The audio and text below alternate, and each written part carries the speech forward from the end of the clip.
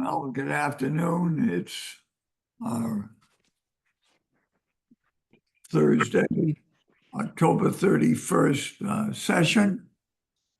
I got some good feedback on the AI companion summary that I turned on last week, so I'm turning it on again, and hopefully it will be as good as I posted on the Google groups.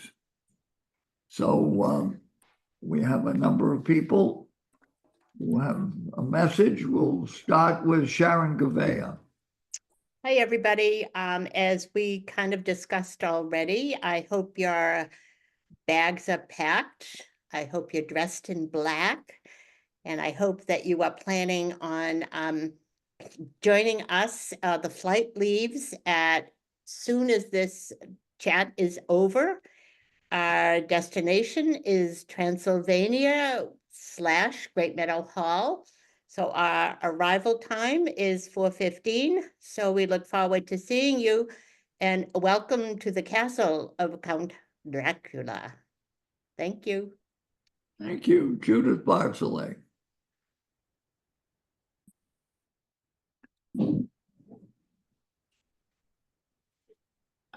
There? Judith Bartzelay. Okay, we'll move on to Barbara Nadich.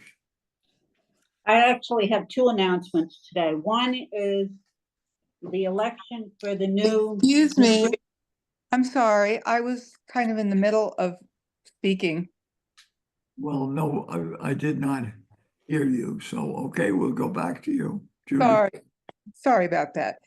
Very briefly, I just want to remind those of you who are interested that I will be doing lecture 2 in the series Our Constitution in the News. It'll be at Assisted Living at 2:00 on Sunday. Now, it's not in the schedule for this week because, of course, Sunday is the first day of the new week, but it will be in the newsletter tomorrow. It's at 2:00 on Sunday in Assisted Living. Please bring your Constitution. Oh, you're having a problem. If you have them, I believe there are extra ones there. So that's it. Okay, you broke up just a little bit. So it's please bring your Constitution. What? If you were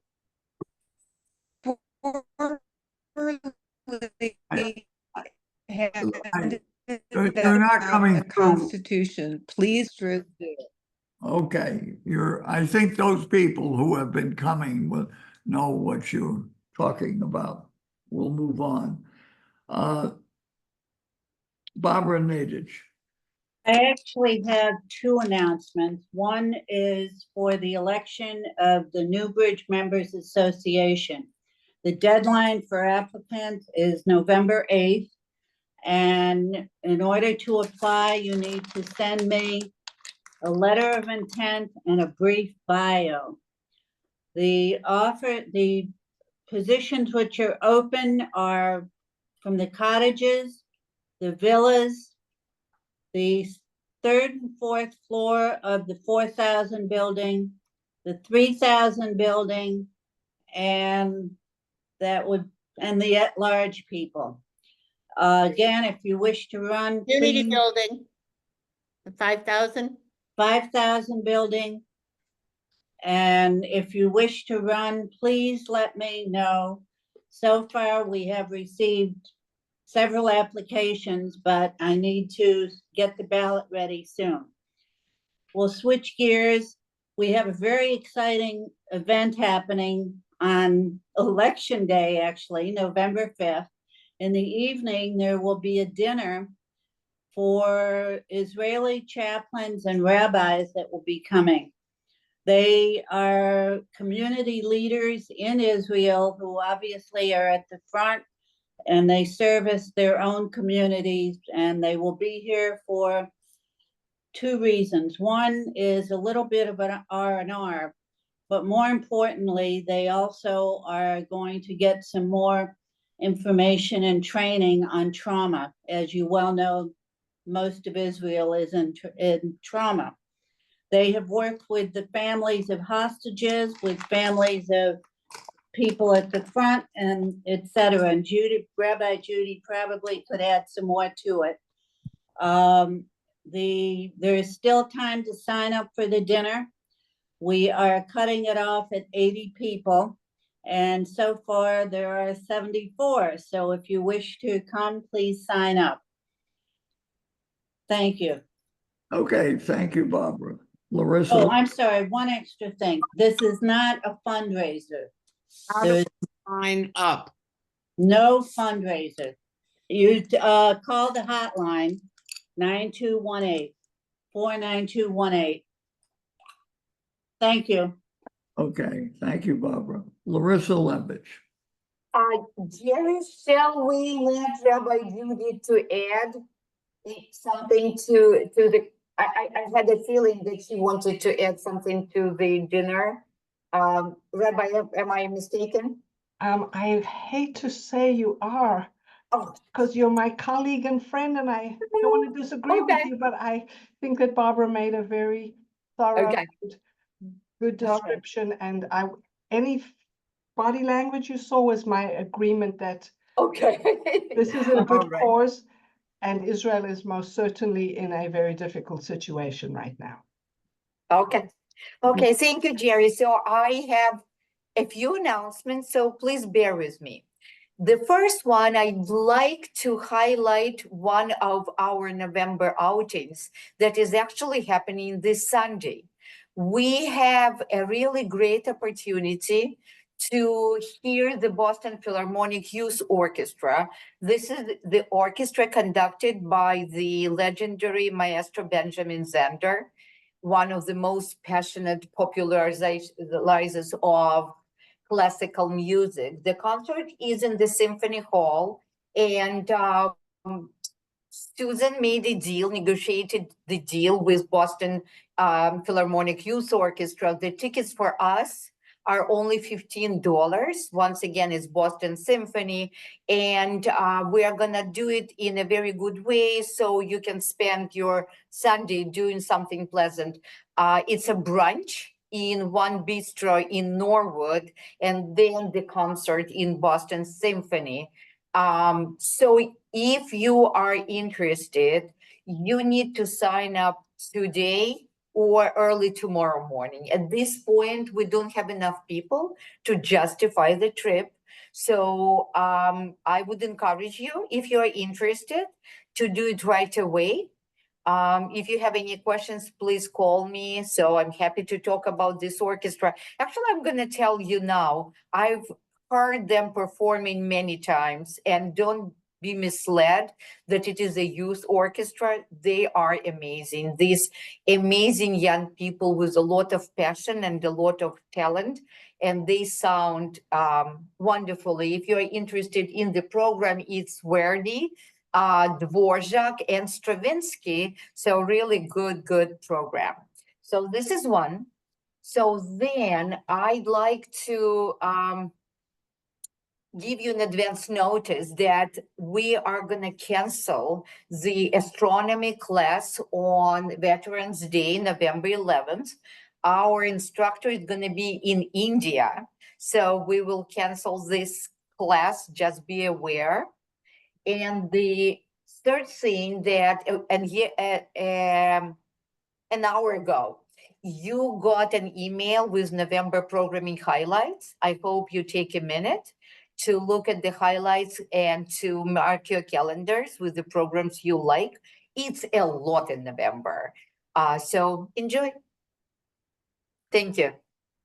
Thank you, Larissa. And Jessica Colvin. Hi, Jerry. Hi, everyone. Hope you're having a good Thursday. I actually just wanted to give a reminder about utilizing our one-stop shop. So lately, we've been noticing an increase in kind of people walking by staff members and giving some issues, such as maybe there's a maintenance request or a housekeeping issue, and people are just telling staff in passing instead of either calling or emailing One Stop Shop. We really need everyone to use One Stop Shop because not only does it help us kind of triage what needs to be done first for work, but it also helps us keep track so that we can go back and look and say, okay, this request was put in this day at this time, and really just kind of have that ongoing fact check of it. So again, just a reminder, One Stop Shop, you can either email or call. And if anyone has any questions, you can let us know. Thank you. Thank you. And now Josh Ferraro. Thanks, Jerry. I've got a couple announcements, and I believe Eileen's on in a couple announcements as well. I just want to remind everyone that in addition to repeating the plans for Thanksgiving in regards to dining operations, the menus will be going out in this week's dining packet.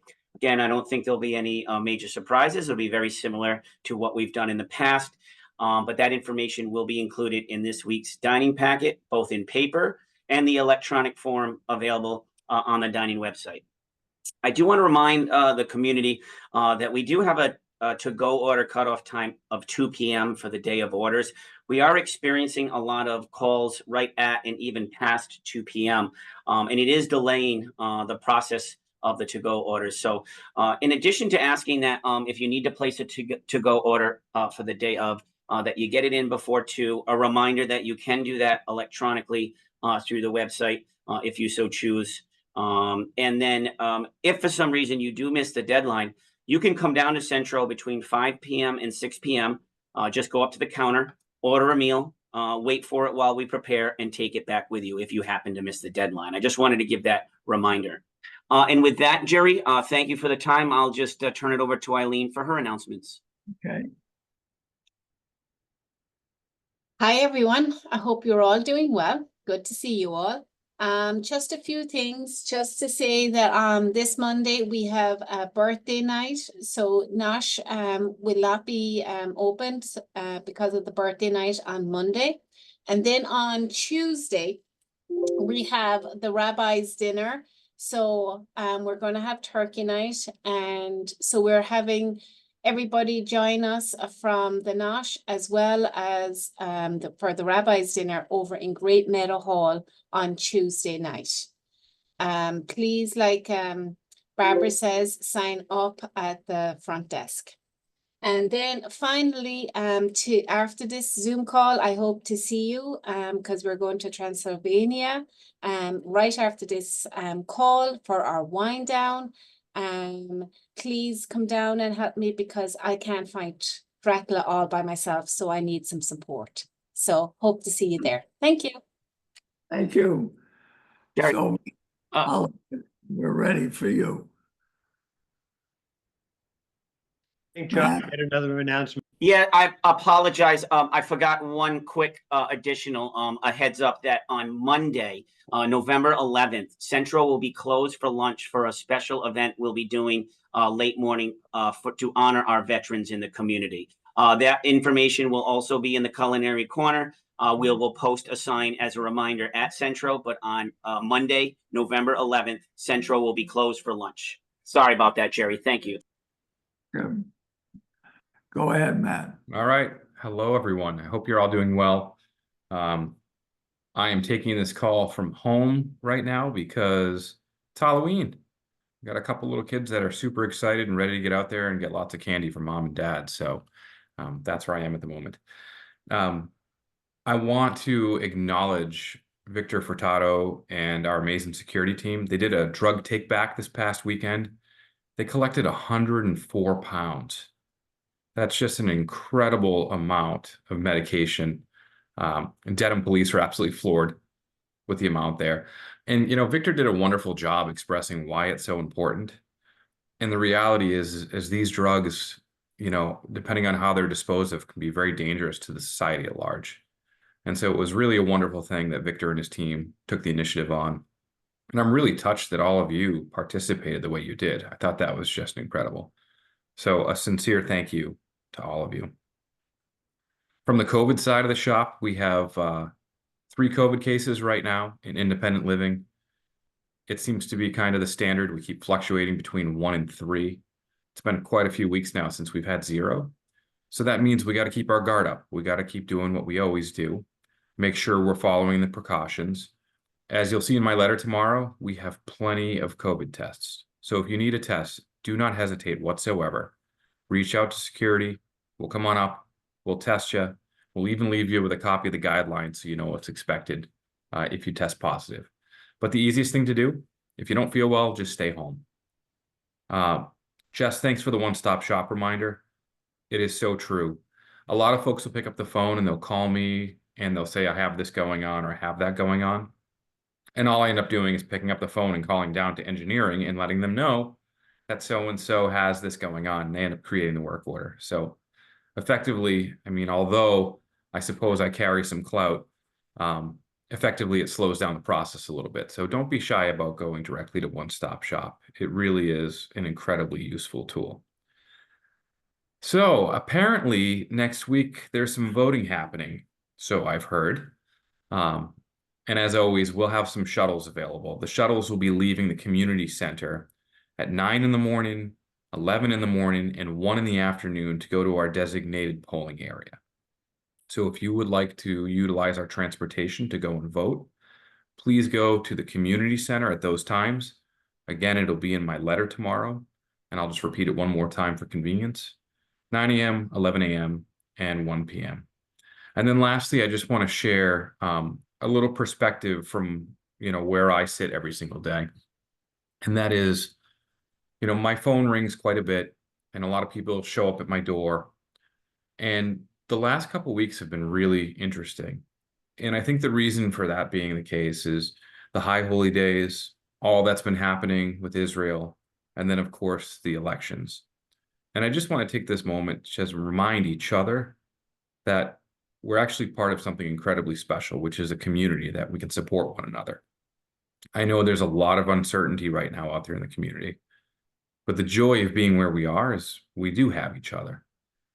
And sometimes this stuff shows up in behaviors that, don't seem very direct. And when I start having conversations with people, what they're calling about isn't exactly what's bothering them. And so I say that to everybody, and this goes for our employees too, to cut each other some slack, because there's just a whole lot going on in the world right now. And if you're anything like me, there's a whole lot of us that are concerned about it. And so the best we can be is together. And so I just want to take a moment from the unique position that I'm in to remind everybody that we're way more similar than we are, not alike. So be there for each other. I'm certainly grateful for this community. And it's going to be an interesting week. So go vote. The shuttles will be there, and support one another. And thanks for all the support you give us as a team. It means a great deal. And so with that, Jerry, I'd be happy to open it up to any questions we may have. Any questions? Raise your hand, or I'll try to see you if you wave your hand. See anybody? Faye or David? Okay, well, thank you, everybody. We'll see you downstairs. I now realize I have to change into black before I get there. Bye, everyone. Have a wonderful time in Transylvania.